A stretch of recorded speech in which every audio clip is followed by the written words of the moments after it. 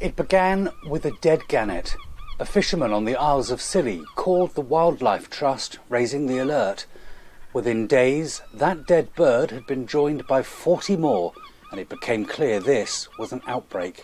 And so that for us is when we said, OK, we need to work with the authorities now and step things up and really try to break the species barrier, which means that this infection can jump between bird species onto dogs or humans, and really try our hardest in the partnership out here to collect these carcasses and get them tested. The tests have come back positive. Not just on the Isles of Scilly, it's believed 22 million birds could be infected, twice the usual number. The UK's Deputy Chief Veterinary Officer has declared an avian influenza prevention zone across Devon, Cornwall and parts of Somerset to try and mitigate the risk of further outbreaks.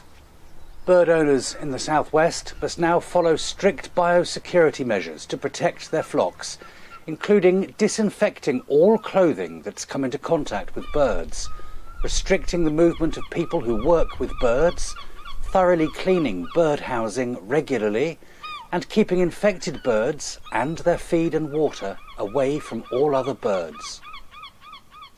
It's also about pet owners. We've got a lot of dog owners on the Isles of Scilly, and obviously when these are our beloved companion animals, people are very worried what that might look like. From my point of view, it's my team. It's sending them out to pick up these carcasses with the concern that they could, in theory, contract bird flu. We know that this has come out of East Asia. We know it's been around for a couple of years. We know that this is a very strong strain that can affect people.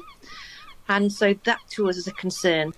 The Department for Environment, Food and Rural Affairs is keen to point out the risk to the public is very low.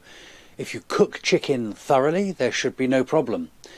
But this strain, H5N1, is particularly aggressive, and the advice remains, if you see a dead bird, don't touch it, report it. Jeff Moody, GB News.